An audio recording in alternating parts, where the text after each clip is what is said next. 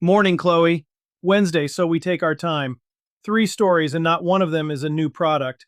They're all about the same thing.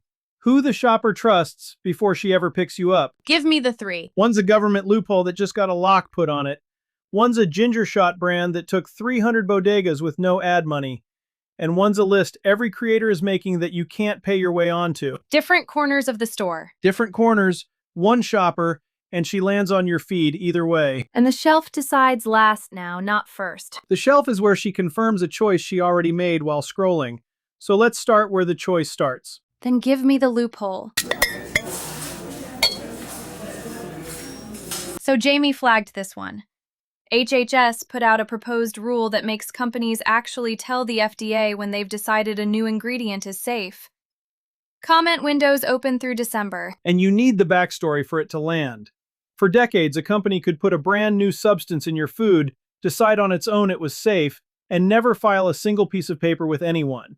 That was the system. Wait, they could just decide that themselves? Nobody signs off? Self-affirmed, they called it, generally recognized as safe. The giants drove a truck through it.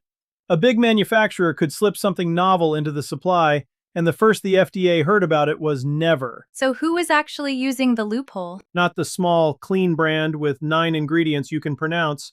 She never needed a back door. The people who needed the quiet door were the ones adding things they'd rather not explain out loud. And that door is closing. Okay, but that's a policy story. How does a food brand turn a proposed rule into something people actually watch? This is where most brands freeze because they think regulation is a press release moment. Takeaway 1. Teach it. Shoot a 60-second explainer in plain English. What this loophole let companies hide and why your product never touched it. Skip reporting the news. Your job is translating it for the one shopper who's scared and confused in the aisle. Where does that explainer even live, though? Everybody says post it, nobody says where. Short vertical video, one shoot, and drop the same cut on every surface you own. The scared shopper is on Instagram and TikTok. The one Googling the rule at midnight lands on a YouTube result that sits there for a year. 3 homes, 1 shoot, and the search traffic keeps paying out long after the headline dies. So the rule change is the news peg, and I'm the one who makes it make sense. You become the person who explains her own dinner back to her. Nobody reads a Federal Register. Everybody watches 30 seconds of a real person saying, here's what they were allowed to bury, and here's why we had nothing to bury. And if I want to push past explaining? Takeaway 2. Take the position out loud. This is a personal brand show, so I'll say it the way I mean it. The big multinationals lobbied to keep that loophole open for years. You get to be the brand that says, good, close it. We've been operating like it was already shut. That's a stance a Giants legal team will never sign off on. Doesn't picking that fight cost me the shoppers who don't care about policy? The shopper who doesn't care scrolls past and you've lost nothing. The shopper who does care just found her brand. A clear position pulls in the right people instead of blurring you into everyone else. Milquetoast is the thing that actually costs you, because a brand that stands for nothing gets remembered by no one. It's wild that the safe move is the one that makes you invisible. That's the trap the whole category walks into. Everybody sands off the edges to dodge a complaint, and they all end up sounding like the same beige press release. The complaint you're scared of is cheaper than the anonymity you're guaranteeing yourself. All right, explain it, stand on it. What's 3? Takeaway 3. Put a name and a face on the answer before anyone asks the question. When the rule gets written and the questions start, the brands that get quoted and shared are the ones where a real human already went on camera. Get your founder on the record, by name, saying what's in it and what never was. So when the story breaks wide, I'm already the human inside it. You're the one the algorithm already has footage of. The giant sends a statement. You send a person. One of those two gets trusted, and it isn't the statement. Number 2. Kendall pulled a BevNet community call. A little ginger shot brand, Genger Labs, put 2-ounce shots into about 300 New York bodegas and coffee shops in 6 months.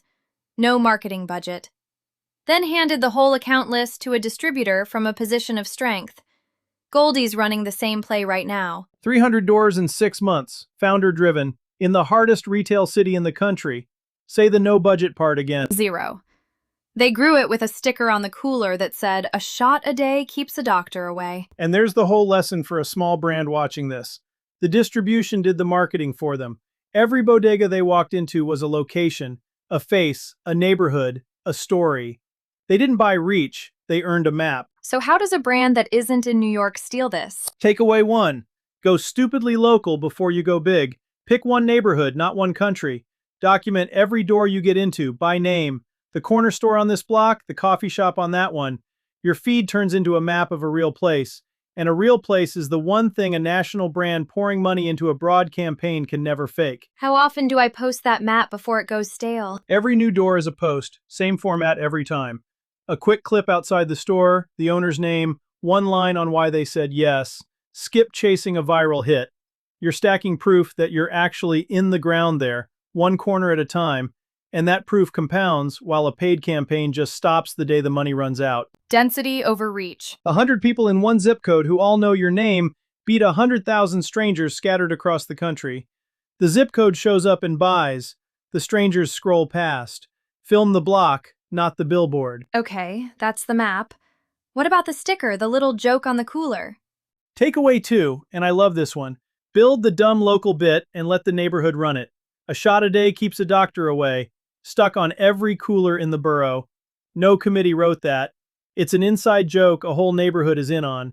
Put the line on the product, then repost every single person who films themselves saying it back at you. So the joke does the spreading. The joke is portable and free. People won't share your mission statement. They'll share a bit they're in on. Hand the neighborhood a phrase that belongs to them, and every regular turns into a tiny billboard that reposts itself. And the regulars, the people who actually keep coming back? Takeaway 3. Make the regulars the show, not the product, the room. Start a standing weekly thing featuring the actual people at the actual counter. The guy who buys one every morning, the shop owner who stalks you and vouches for you.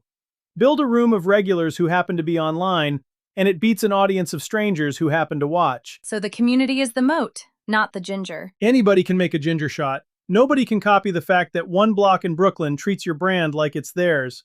A giant outspends you on everything except belonging, and belonging was always the only thing that was going to keep you alive. Last one, and this one's mine because I can't scroll 10 seconds without hitting it.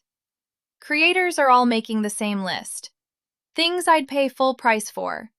No discount, no gift, no code. Just, this is worth every dollar. And half the picks are food and drink. A matcha, one specific hot sauce, a soda. And you already know why it matters. It's product placement no brand paid for and no brand can buy, which makes it the most honest signal on the platform and the one you have the least control over. So brands are just, what, sitting there hoping to get named? That's the strategy? Right now, mostly, and half of them don't even know the format exists. That's the opening. Takeaway 1. You can't buy the list, so you engineer being worth it. The only products that land on these are the ones somebody would defend at full price with their own name attached. So quit discounting your way into carts and ask the harder question. Is my product something a real person would put their reputation behind for free? No promo code fixes a no. That's a gut punch for a brand that lives on promos. It's supposed to be. A brand hooked on discounts is training people to only want it on sale.